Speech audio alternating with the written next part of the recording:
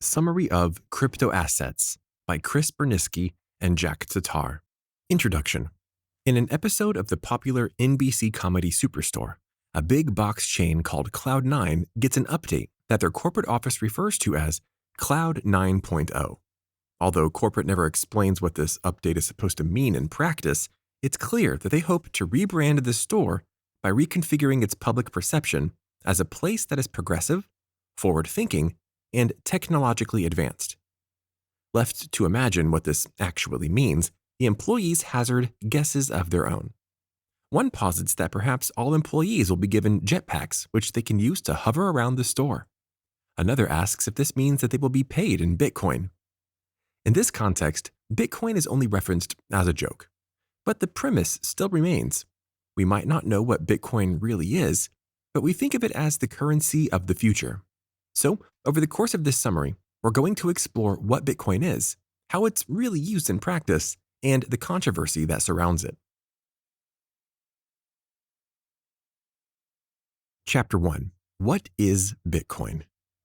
Whether you already know a little about Bitcoin, or your guess is as good as the Cloud9 employees, for the purpose of a book about crypto assets, we think it's best to start at the beginning. And that means starting with the definition of Bitcoin. The economist Jake Frankenfield has coined his own description that can help us get to the meat of what Bitcoin really is.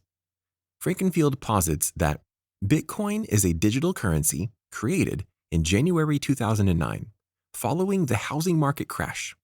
It follows the ideas set out in a white paper by the mysterious and pseudonymous Satoshi Nakamoto. The identity of the person or persons who created the technology is still a mystery. Bitcoin offers the promise of lower transaction fees than traditional online payment mechanisms and is operated by a decentralized authority, unlike government-issued currencies. There are no physical Bitcoins, only balances kept on a public ledger that everyone has transparent access to. That, along with all Bitcoin transactions, is verified by a massive amount of computing power. Bitcoins are not issued or backed by any banks or governments, nor are individual Bitcoins valuable as a commodity. Despite it not being legal tender, Bitcoin charts high on popularity and has triggered the launch of hundreds of other virtual currencies collectively referred to as altcoins. As you can see from this definition, Bitcoin is not a physical form of currency like a $5 bill or a dime, and because it is electronic only, this means that Bitcoin is what's known as cryptocurrency. Unpacking the etymology of the word cryptocurrency is actually quite interesting. That's because the first part of the word, crypto, means hidden or secret, and we all know that currency means money. So in essence, Bitcoin is hidden or secret money that you can spend. In practice, however, it's not quite as sneaky or as secretive as the name implies. Rather, it's simply a form of electronic currency that you can't cash or physically hold. And the process of spending Bitcoin isn't quite as complicated as you might think. Frankenfield describes the process by explaining that balances of Bitcoin tokens are kept using public and private keys, which are long strings of numbers and letters linked through the mathematical encryption algorithm that was used to create them. The public key, comparable to a bank account number, serves as the address, which is published to the world and to which others may send Bitcoins. The private key, comparable to an ATM PIN, is meant to be a guarded secret and only used to authorize Bitcoin transmissions. Bitcoin keys should not be confused with a Bitcoin wallet, which is a physical or digital device which facilitates the trading of Bitcoin and allows users to track ownership of coins. The term wallet is a bit misleading, as Bitcoin's decentralized nature means that it's never stored in a wallet, but rather decentrally on a blockchain. So, now that we know a little bit about what Bitcoin is and how it works, it's time to dig deeper.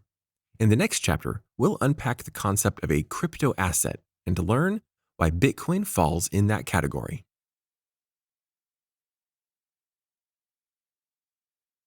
Chapter 2.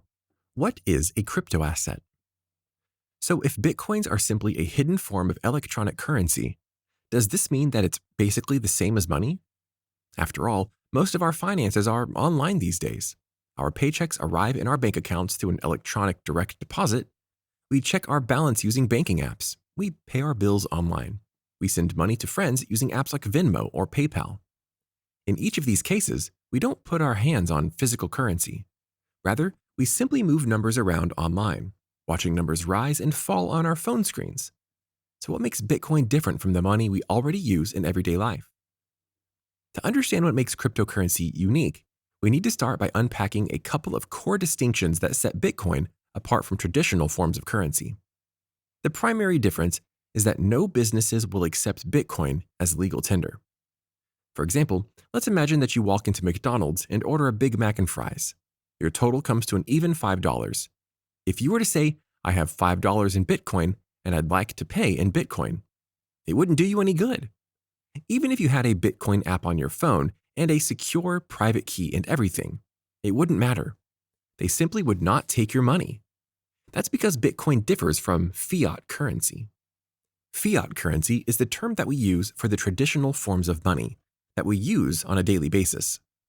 For example, cash and the money that's in your bank account both fall under the category of fiat currency. Fiat currency differs from cryptocurrencies like Bitcoin in that fiat currency is controlled by the government. Put simply, the cash in our wallet and the money in our bank accounts have value because the government says they do. But because Bitcoin isn't regulated by the government, it also isn't recognized by the government.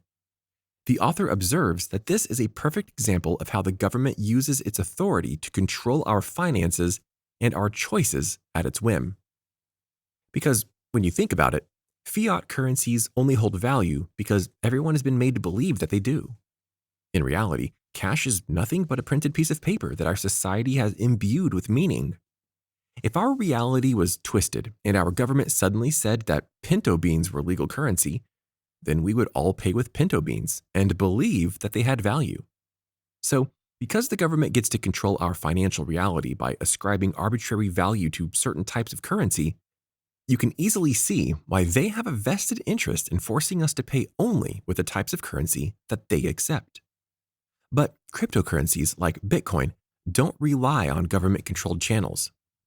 As a result, this has given rise to the popular misconception that Bitcoin is somehow sketchy or unsafe. And in the interest of fairness, it's certainly true that some illegal operations can benefit from the availability of untraceable funds. For this reason, Bitcoin is very popular on the dark web and can be used in any number of illegal activities like prostitution, the drug trade, and the production and purchase of child porn. But the author observes that fiat currencies can be used for all of these things as well, and illegal activity isn't really the government's primary concern when it comes to Bitcoin. Rather, they're concerned that if Bitcoin caught on as a mainstream form of currency, the banking system as we know it might become obsolete. And if we return to the widely publicized myth that Bitcoin is perfect for illegal activity by virtue of its untraceability, it's important to clarify that Bitcoin isn't untraceable by definition. Rather, it simply can't be traced by conventional, governmentally approved means. As Frankenfield observes, Bitcoin is a relatively poor choice for conducting illegal business online since the forensic analysis of the Bitcoin blockchain has helped authorities to arrest and prosecute criminals. It's also impossible to conceal your financial trail by using Bitcoin because every new transaction is recorded and becomes part of the blockchain that characterizes your Bitcoin wallet. And that brings us to the second key distinction that characterizes Bitcoin, its electronic nature. So let's take a moment to explore the definition and function of cryptocurrency. Frankenfield defines cryptocurrencies as being systems that allow for the secure payments online which are denominated in terms of virtual tokens, which are represented by ledger entries internal to the system. Crypto refers to the various encryption algorithms and cryptographic techniques that safeguard these entries, such as elliptical curve encryption, public-private key pairs, and hashing functions. As we mentioned in the previous chapter, users can access their cryptocurrencies using a secure private key known only to the user.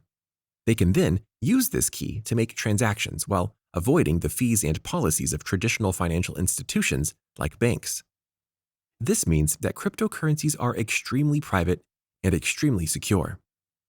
And as you can see from this definition, cryptocurrencies like Bitcoin are not without their own safeguards and tracking functions.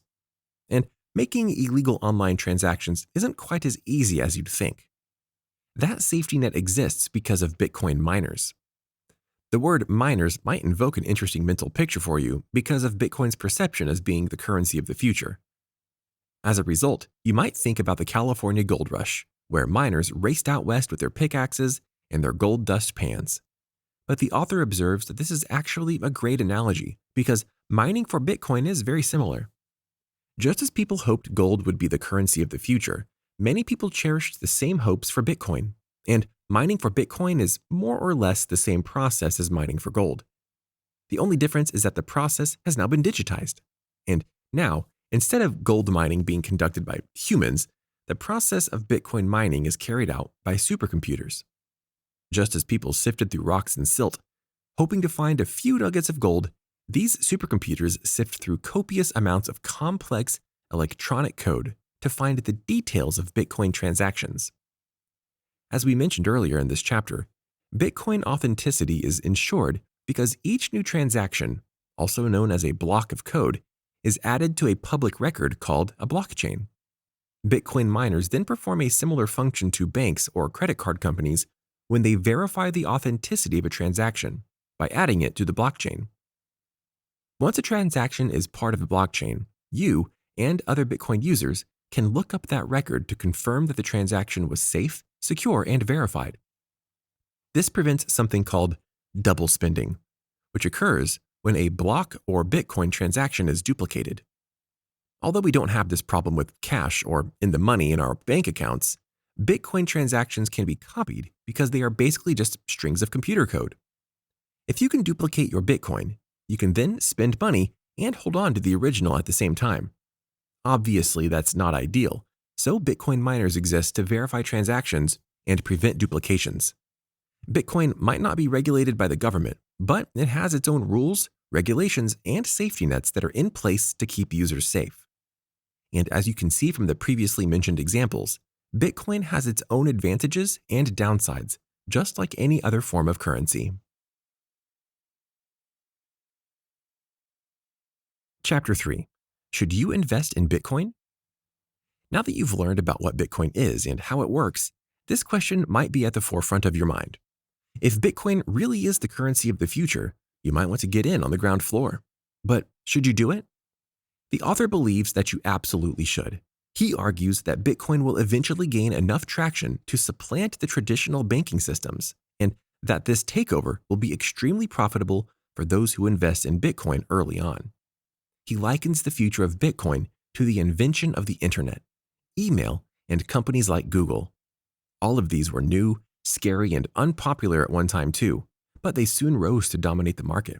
And once they did, everyone wanted to invest.